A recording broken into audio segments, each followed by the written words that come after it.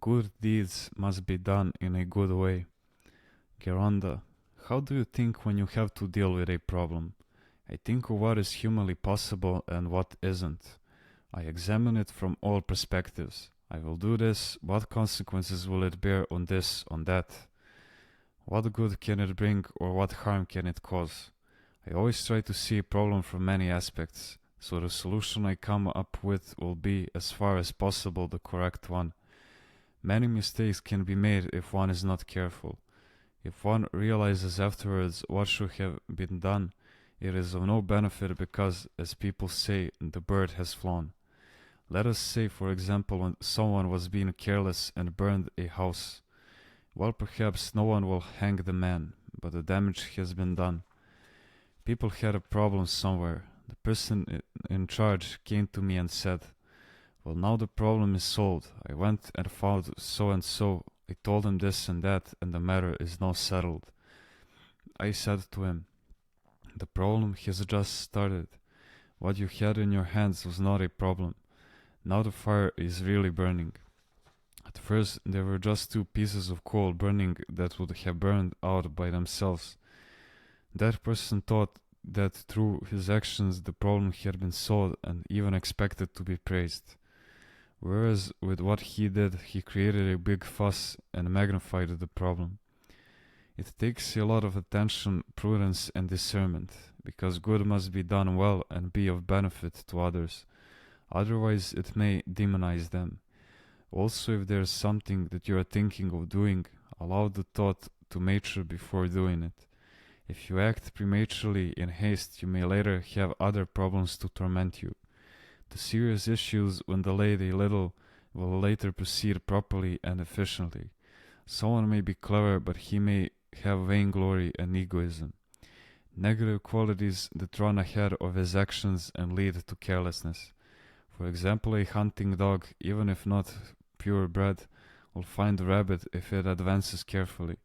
On the other hand, a purebred dog with all the necessary qualities, if too hasty, will run left and right without any results. Action before thought contains pride. One must not be in a hurry to act. One must first think and pray before acting. When prayer comes first, then it is not the front of the mind, its frivolity, but a sanctified mind that will guide the process.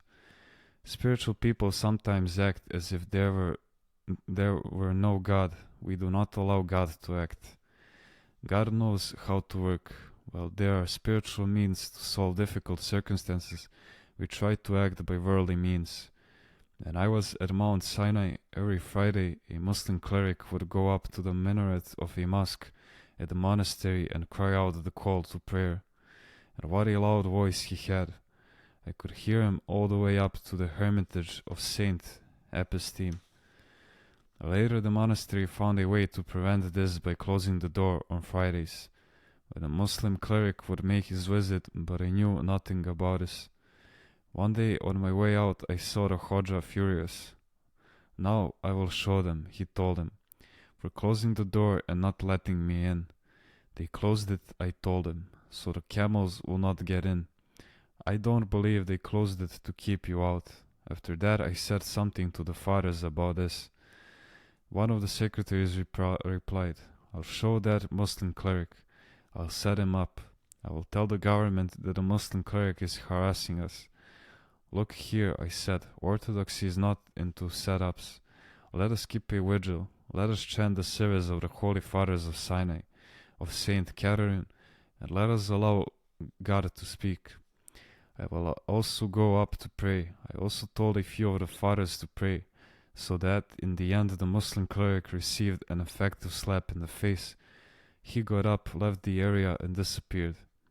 For even if they had locked the door, the government would have seen that a cleric was not in fact harassing them, and they would be in trouble with the authorities.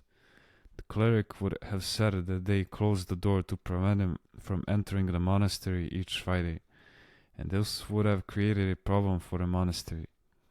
Another person in the past saw the awesome mountain and wanted to build a country home on the summit of Saint Catherine. He fell ill, died, and was gone. Then another person came later to build something at the same place, but he too died and is gone. This is why we should not rely only on our own human efforts. We should pray and allow God to act.